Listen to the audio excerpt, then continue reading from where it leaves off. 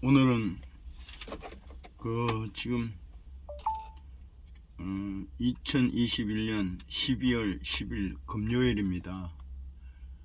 오늘은 일이 끝나면은 제가 평택에서 청주를 가는 날인데,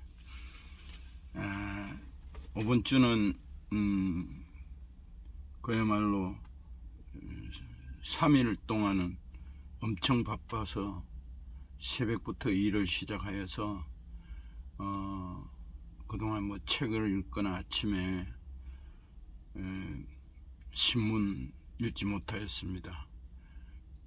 그리고 여기가 저번에 평택호의 그 파크 골프장인데, 여기가 이제 해가 저 호수를 끼고 다리 위로 해가 올라옵니다. 지금 해가 올라올 시간인데 오늘 흐려서 그런가 지금 7시 26분인데 해가 아주 해 뜨는 시간이 좀 늦어졌나 봐요. 조금 있으면 올라오겠죠. 그래서 제가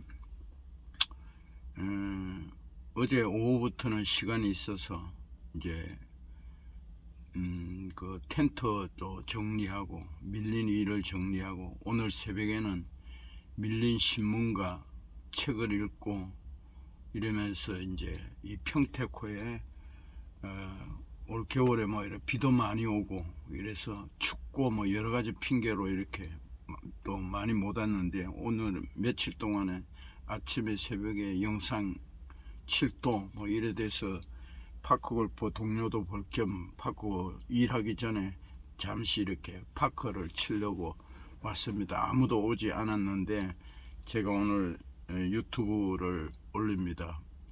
이 유튜브 제목은 내 인생의 당금질이라는 제목으로 올리겠습니다.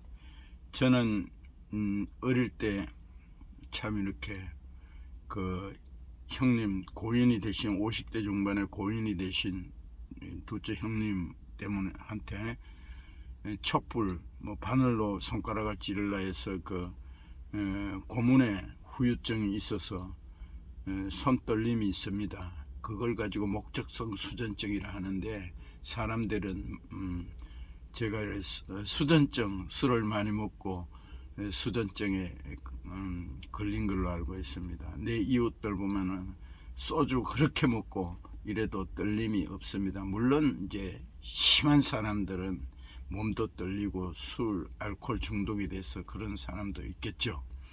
그러나 이 모든 것이, 저는 또 40대 후반에 한꺼번에 세 가지의 20년 섬기던 그 직장 억울함의 퇴출, 또 더 어려운 두 가지, 가정에서 두 가지 어려움이 있었습니다. 그리고 65세에는 우울증이 와서 3년 동안 고생하였습니다. 이것이 인생의 그 어릴 때 상처도 있고, 어릴 때 우리 아버님이 일찍 돌아가셨습니다. 저는 제 8살 그 학교 입학하기 며칠 전에 소천하셔가지고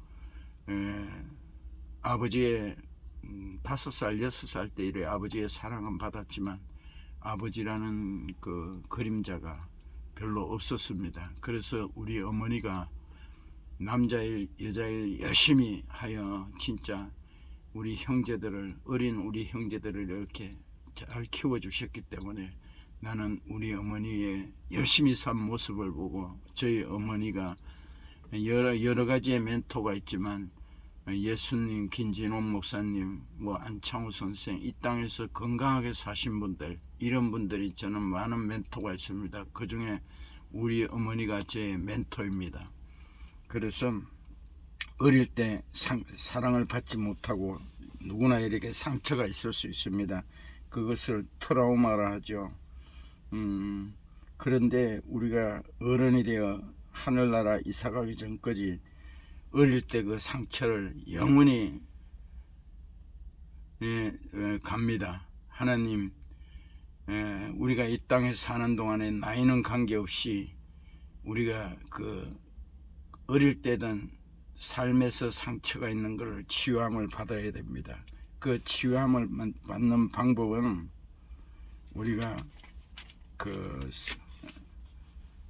예배 하나님을 물론 다른 방법도 있겠지만 제일 빠른 방법은 확실한 것은 우리가 예수님을 만나고 성령 체험을 하여야 합니다. 그래서 그 아픈 트라우마를 치료를 분명히 하여야 됩니다. 그래서 이 땅에 우리가 하늘나라 이사가기 전에 행복을 누리다가 즐기다가 이사갈 수 있습니다. 그래서 우리가 이 치료함을 받으려면은 첫 번째 EQ 감성지수를 높여야 되는데, 우리가 남 앞에 가서 쭈삣쭈삣하고 자존감이 낮으면은 그것은 우리가 EQ가 낮다는 거예요. 그거 우리가 머리가 좋고 실력이 좋고 돈이 많고 이런 게 문제가 아니에요. 그래서 EQ를 치료하는 방법을 청년들은 진정한 사랑을 하면 됩니다.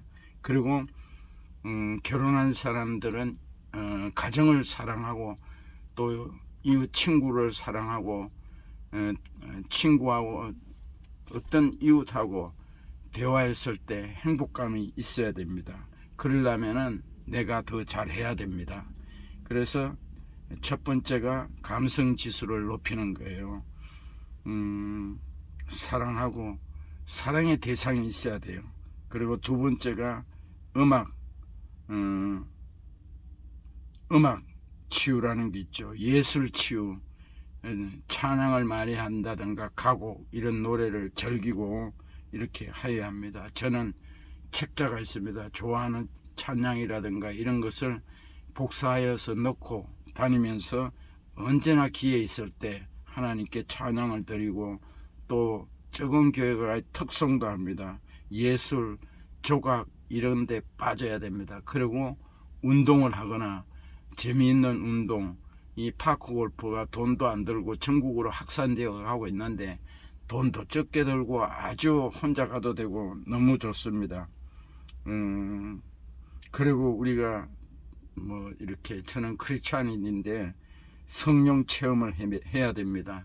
예배에 충실하고 신령과 진정으로 예배 드리고 찬양, 기도, 이웃을 내 몸같이 사랑하고, 선교사들 오지에 나가 있는 아프리카 이런데 오지에 가난한 나라에 나가 있는 선교사들을 후원해야 합니다.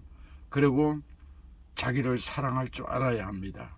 저는 예수를 33살에 믿었지만 그 전에 제대한 후부터는 예수를 믿지 않았지만 제가 사람들이라든가 이런 사람들의 그 좋은 모습을 보면 내 것으로 만들려고 노력하였습니다. 그리고 33살에 예수님을 만나서 진짜 예배에 충실하고 귀한 목사님들이 설교한 것, 책 이런 것들이 참 너무나 좋으면은 내 것을 만들려고 발부둥 쳤습니다. 그리고 자기에게 만족할 주어진 환경 내에서 자기에게 돈이 있고 없고 잘 살고 부자로 살고 이게 문제가 아닙니다. 주어진 환경 내에서 자기를 사랑할 줄 알아야 합니다. 저는 우울증이 걸렸을 때 진짜 180도로 매사가 부정적이었습니다. 그때 예수를 잘 믿고 신앙생활을 잘했지만 저에게도 우울증이 왔습니다. 성경의 주인공들 구약이냐 신약이냐 다 믿음이 있지만 그들에게도 우울증이 옵니다. 인간에게는 누구나 크고 적은 우울증이 왔다 갔다 합니다. 저는 3년 동안 심하게 걸렸었습니다. 우울증이 걸리면 3명 중에 1명이 자살한다 합니다. 우리가 기뻐하고 감사하고 이웃을 사랑하고 바쁘게 살면은, 옳은 일에 바쁘게 살면은 진짜 우울증에 정신적인 질환에 걸릴 이유가 없습니다. 우리나라가 경제 수준이 굉장히 높아졌습니다. 그러가 이 부하게 되니까 삶의 질이 미국, 일본보다 더 높다 합니다. 그런데 우울증 자살률은 굉장히 높아진답니다. 우리가 진짜 이 땅에 이웃을 사랑하고 일을 즐기고 돈을 따라가지 말고 일을 즐기다 보면 우울증, 심리, 정신적으로 어려움이 있을 수가 없습니다. 우리는 성령의 인물들 가운데 다윗을 좋아합니다. 왜 다윗이라는 인물을 좋아할까요? 다윗이 성격이 좋고 착한 사람이었는가? 그렇지는 않은 것으로 보입니다. 그는 수많은 살인을 저질렀습니다. 십자가에 자신의 부하 아내를 얻기 위해 의도적으로 부하 장수를 죽음으로 내몰았습니다. 오직 그녀를 자신의 욕정을 채우는 대상으로 삼기 위하였습니다. 지금 시대의 관점으로 보면 천벌을 받아도 마땅한 사람입니다. 그는 매우 불완전하고 미흡한 사람이었습니다. 그런데 다윗이 무엇 때문에 이토록 주목받는 사람이 되었을까? 사람들은 가진 것과 외모를 보지만 하나님께서는 중심 마음을 보셨습니다.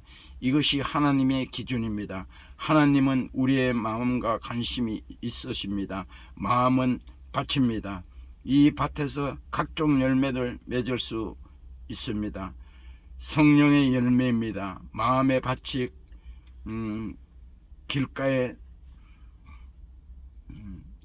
길가가 되어서는 안 됩니다. 돌짝밭처럼 메마른 밭이 되어서는 안 됩니다. 가시밭처럼 서슬퍼런 분노밭이 되어서도 안 됩니다. 우리의 밭이 옥토가 되도록 지켜야 합니다. 다윗은 아주 미천한 존재였지만 그가 가진 마음을 통해 하나님께 인정을 받게 됩니다.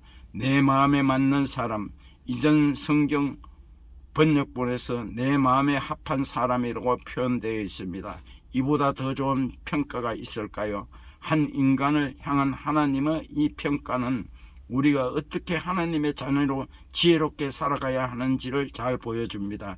다윗이 이것을 깨닫는 데까지는 사실 녹록지 않은 시간이 필요했습니다. 그의 마음을 지켜나가는데 수많은 시련과 연단을 겪게 되었습니다.